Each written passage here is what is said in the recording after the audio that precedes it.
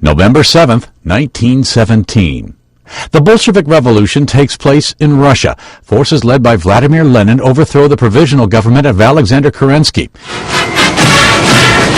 What eventually emerges? The Soviet Union, the world's first communist state. 2000. Americans vote in a presidential election whose outcome remains in limbo for more than a month. The race between Republican George W. Bush and Democrat Al Gore hinges on Florida's disputed electoral votes. Bush becomes president after a legal fight that leads all the way to the U.S. Supreme Court. Also that same year, Hillary Clinton becomes the first lady to win public office when she's elected to a U.S. Senate seat from New York. This happens 74 years to the day that Jeanette Rankin of Montana becomes the first woman elected to Congress. 1962.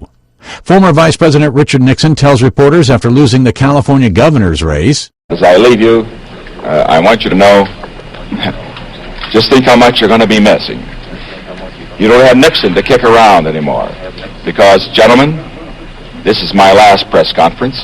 But Nixon makes a comeback just 6 years later when he wins the White House. 1940. In Washington State, what's considered one of the most dramatic failures in bridge engineering.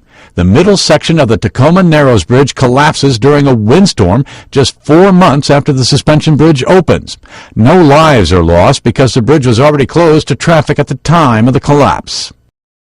1918. Those 10 commandments stand.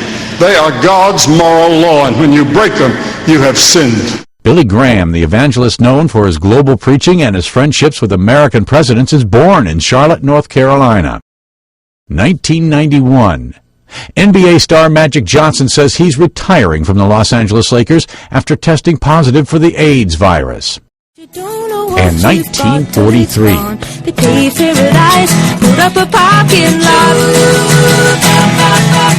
Joni Mitchell, singer and songwriter, is born in Fort Macleod, Alberta, Canada. Today in history, November 7th. Tim McGuire, The Associated Press.